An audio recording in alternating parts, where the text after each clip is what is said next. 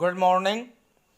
शायद आपको जानकारी नहीं होगी कि 1 जून से आपके जीवन में बहुत बड़ा परिवर्तन होने वाला है। ट्रेन, बस, प्लेन, स्कूल, राशन, अस्पताल, कॉलेज, सभी से जुड़े हुए तमाम नियम जो हैं वो बदलने वाले हैं। नियमों में बहुत बड़ा बदलाव होने जा रहा है। तो इसलिए मैं बार बार आपसे कहता हूं कि आप मेरे चैनल को सब्सक्राइब कर लें ताकि आपको लेटेस्ट जानकारी मिलती रहे। ये समय ऐसा क्रूशियल टाइम है कि रोज़ कुछ न कुछ नया बदलाव होता रहता है। तो अगर आपको जानकारी नहीं होगी तो फिर आपको दिक्कत होगी। तो इसलिए आप मेरे चैनल को सब्सक्राइब कर लें और सब्सक्राइब करके बेल आइकन प्रेस कर दें ताकि इसी तरह की लेटेस्ट अपडेट्स जो हैं वो आपको लगातार मिलती रहे। तो चलिए बिना किसी देरी के वीडियो शुरू करते हैं, क्योंकि बहुत सारे नियमों में परिवर्तन होने वाला है और वीडियो काफ़ी बड़ा होने वाला है। तो चलिए वीडियो शुरू करते हैं। देखिए, ये है लेटेस्ट अपडेट। 1 जून 2020 से आम जनता के जीवन में बहुत बदलाव आने वाले हैं।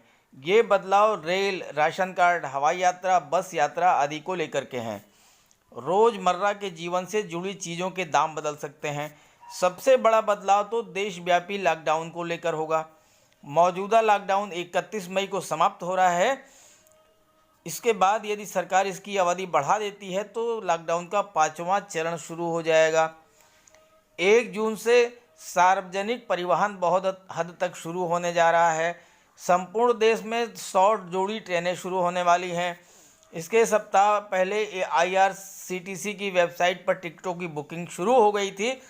इसके अलावा अन्य क्षेत्रों में भी 1 तारीख से नियम बदलने वाले हैं।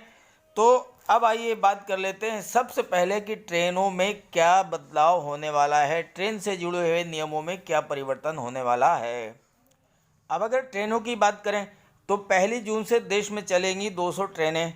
रेल मंत्री पीयूष गोयल ने पिछले दिनों ये जानकारी देते हुए बताया था कि 1 जून से देश में 100 ट्रेनों का संचालन शुरू होगा। अप और डाउन रूट मिलाकर ये 200 ट्रेनें हो जाएंगी, क्योंकि फेरे दोनों तरफ के लगेंगे।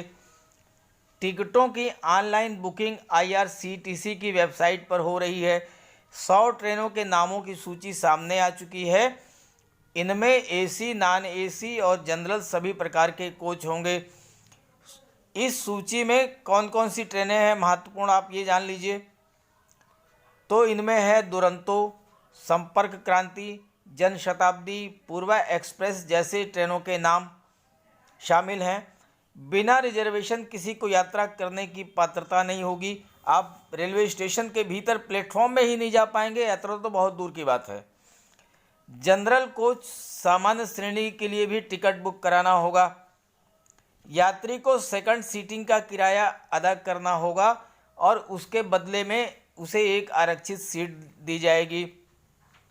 शेष श्रेणी में किराया सामान्य ट्रेनों जैसा ही यथावत रहेगा। इन 100 ट्रेनों में अधिकतम 30 दिन आगे की अवधि तक का वेटिंग टिकट मान्य होगा। अब इसको बढ़ा करके 120 दिन कर दिया गया है।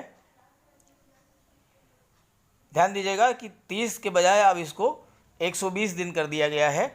और वेटिंग और RAC का टिकट भी नियमानुसार दिया जाएगा, लेकिन वेटिंग टिकट वालों को यात्रा की परमिशन नहीं होगी। अब आइए बात कर लेते हैं रोडवेज से जुड़े नियमों के बारे में। अब आइए रोडवेज की बात करते हैं। तो रोडवेज की बात अगर करें तो उत्तर प्रदेश रोडवेज आगामी 1 जून से बसों को चलाने की तैयारी में है। इन बसों को 30 मई तक तैयार और फिट किए जाने के निर्देश भी दिए गए हैं। डिपो में भी काम आरंभ हो चुका है। बसों के संचालन के दौरान लॉकडाउन की गाइडलाइन का पूरी तरह से पालन किया जाना सुनिश्चित किया जाएगा और इसकी जिम्मेदारी ड्राइवर और कंडक्टर की होगी। बसों में कंडक्टर की सीट के पास सैनिटाइजर की बाटल होगी। हाथों को सैनिटाइज करने के बाद ही यात्री बस में बैठ सकेंगे। बस के स्टाफ के लिए एक अलग से सैनिटाइजर की बाटल होगी।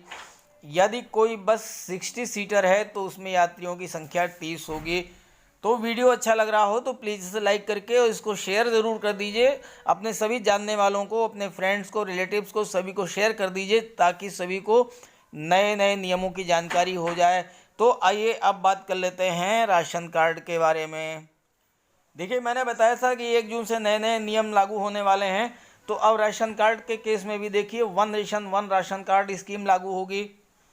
जून के महीने में केंद्र सरकार की महत्वाकांक्षी योजना one nation one ration card scheme देश के 20 राज्यों में लागू होने जा रही है। इन 20 राज्यों में योजना लागू होने पर संबंधित राशन कार्ड धारक किसी भी प्रदेश में शासकीय राशन कार्ड केंद्र से राशन खरीद सकेंगे। इस योजना में निर्धन तबके के लोगों को सस्ते दामों पर अनाज मुहैया कराया जाता है। तो इस योजना के तहत पूरे देश में एक ही राशन कार्ड मान्य होगा और 20 राज्यों में कहीं भी किसी भी राज्य का रहने वाला वो अपने राशन कार्ड से राशन ले सकेगा। अब आइए थोड़ी मौसम की जानकारी कर लेते हैं। अगर मौसम की बात करें तो 1 जून से मानसून की शुरुआत हो सकती है। 1 जून से मानसून केरल के तटों के जरिए देश में प्रवेश कर सकता है। मौसम के जानकारों का अनुमान है कि इस बार मानसून के आगमन का समय कुछ आगे पीछे हो रहा है, लेकिन बारिश इस साल सामान्य रहेगी। केरल में मानसून 1 जून तक पहुंचने की संभावना है। भारतीय मौसम विभाग ने कहा है कि देश में 1 जून तक दक्षिण पश्चिम मानसून के पहुंचने की संभावना है। अभी ये जल्दबाजी मत करिए, अब मेरे साथ जुड़ी रहिए। अभी मैं आपको पेट्रोल, डीजल, मंदिर, मस्जिद, एग्ज़ाम्स, ओपीडी, एसएससी परीक्षा, बहुत सारे नियमों के बारे में जानकारी देने वाला हूं। तो आप मेरे साथ जुड़े रहिए, वीडियो को बीच में मत छोड़िए। अभी बहुत सारी महत्वपूर्ण जानकारियां बाकी हैं।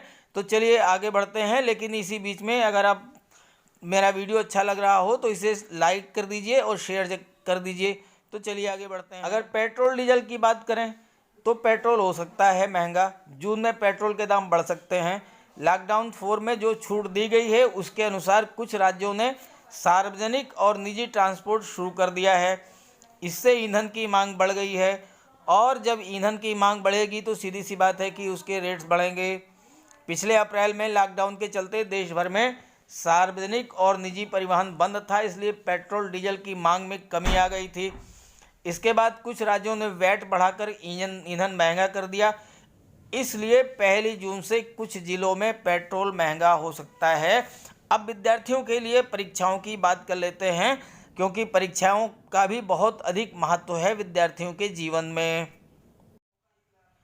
चलिए परीक्षाओं की बात करें तो इंजीनियरिंग के छात्रों के लिए उत्तर प्रदेश के लिए मोतीलाल नेहरू राष्ट्रीय प्रौद्योगिकी संस्थान MNNIT के छात्र और छात्राओं के लिए ये खास खबर है कि शैक्षणिक सत्र 2019-20 के बाद ऑनलाइन सेमेस्टर की परीक्षाएं 8 जून से शुरू होने वाली हैं। बीटेक, एमटेक, MSc अंतिम सेमेस्टर की प्रैक्टिकल परीक्षाएं, प्रोजेक्ट कार्य और ऑनलाइन वाइवा 8 से 12 जून तक होंगी। इसके बाद 15 से 19 जून तक सेमेस्टर की परीक्षाएं कराई जाएंगी। फिर ऑनलाइन मूल्यांकन का कार्य पूरा करने के बाद 30 जून को ऑनलाइन परिणाम घोषित करने की तैयारी कर दी गई है। अब आइए मंदिर, मस्जिद, गुरुद्वारे, गिरजाघर के बारे में भी जानकारी कर लेते हैं। धार्मिक स्थलों के संबंध में क्या नियम लागू होंगे, ये बहुत ही महत्वपूर्ण है, क्योंकि धर्म का मनुष्य के जीवन में बहुत बड़ा स्थान है। तो धार्मिक स्थलों के बारे में क्या नियम है 1 जून से, इसकी जानकारी होना भी ज़रूरी है। वीडियो अच्छा लगे तो लाइक कर दीजिएगा और शेयर ज़रूर करिएगा। ओके, तो चलिए आगे बढ़ते हैं। तो आइए मंदिर, मस्जिद और धार्मिक स्थलों की बात कर लेते हैं। कर्नाटक सरकार ने 1 जून से राज्य के सभी मंदिरों को खोलने का ऐलान किया है। साथ ही मस्जिद और चर्चों के भी 1 जून से खुलने की पूरी उम्मीद है। इस बारे में कर्नाटक मुजराई मंत्री कोटा श्रीनिवास पुजारी ने मीडिया से मुखातिब होते हुए कहा है कि सरकार ने सभी मंदिरों को 1 जून से खोलने का निर्णय लिया है, जो कि पिछले 2 महीने से बंद है। श्रद्धालुओं को कोरोना वायरस संक्रमण को फैलने से रोकने के लिए आवश्यक सावधानियां बरतने की सलाह दी जाएगी। साथ ही सरकार की तरफ से शारीरिक दूरी और साफ सफाई पर विशेष ध्यान दिया जाएगा। हालांकि धार्मिक समारोहों और मेले पर पाबंदी जारी रहेगी, मतलब सोशल डिस्टेंसिंग का ध्यान रखा जाएगा, भीड़ भाड़ नहीं होने दी जाएगी। तो आइए अब बात कर लेते हैं चिकित्सा के बारे में, OPD के बारे में। तो आइए अब बात कर लेते हैं ई संजीवनी ओपीडी का लाभ। तो पंजाब में स्वास्थ्य विभाग ई संजीवनी योजना से आम बीमारियों के अलावा जच्चा बच्चा सेहत संभाल सेवाओं को यकीनी बनाने के लिए 1 जून से गायनाकोलॉजी सेवाएं मुहैया करवाने की शुरुआत करने जा रहा है। कोविड-19 महामारी के मद्देनज़र गर्भवती महिलाओं के प्रबंधन के लिए ये सेवाएं बहुत मददगार साबित होंगी और ये गायनोकोलॉजी सेवाएं माहिर डॉक्टरों द्वारा सोमवार से शनिवार 8 बजे तक सुबह 9:30 बजे तक उपलब्ध होंगी। अब आइए जो है प्लेन की बात कर लेते हैं, उड़ान की बात कर लेते हैं। गो एयर की उड़ानें होंगी शुरू। विमान कंपनी गो एयर की सेवाएं 1 जून से शुरू होने वाली हैं। केंद्रीय विमानन मंत्री हरदीप सिंह पुरी ने पिछले दिनों 25 मई से हवाई यातायात शुरू किए जाने की घोषणा की थी और गो एयर को छोड़कर अन्य विमान कंपनियों ने बुकिंग शुरू कर दिया है और जून से गो एयर की भी सेवाएं बहाल हो जाएंगी। और अब बात कर लेते हैं एसएससी एग्ज़ाम्स की, क्योंकि देश के बहुत सारे लाखों लाख बच्चे जो है एसएससी एग्ज़ाम्स को लेकर बहुत ज़्यादा परेशान हैं। तो अब आइए लास्ट में बात कर लेते हैं कि एसएससी एग्ज़ाम्स के बारे में 1 जून से क्या होने वाला है। तो अगर एसएससी एग्ज़ाम की बात करें तो 1 जून के बाद घोषित होगा एसएससी का परीक्षा कैलेंडर। स्टाफ सिलेक्शन कमीशन इस साल होने वाली अपनी परीक्षाओं का कार्यक्रम जारी करने वाला है। एसएससी इस साल CGL tier 1, junior executive JE paper 1, steno grade C और डी, CHSL 2019 का स्किल टेस्ट और सिलेक्शन पोस्ट फेज 8 के लिए परीक्षाएं आयोजित करने वाला है। तो इन तमाम परीक्षाओं की घोषणा की तारीखों की घोषणा 1 जून के बाद की जाएगी और ताज़ा अपडेट एसएससी की ऑफिशियल वेबसाइट sscnic.in पर उपलब्ध होगी। तो ये थी आज की लेटेस्ट अपडेट। अब आप इसे अपने सभी ग्रुप्स में फ्रेंड्स को शेयर ज़रूर कर दीजिए। आप जानते हैं कि नॉलेज इज़ पावर। आप ये वीडियो जितना ज़्यादा से ज़्यादा लोगों तक शेयर करेंगे उतना ही लोगों की जानकारी बढ़ेगी और उन्हें इसका लाभ मिलेगा। संकट की इस घड़ी में इस शुभ कार्य को तुरंत कर डालिए।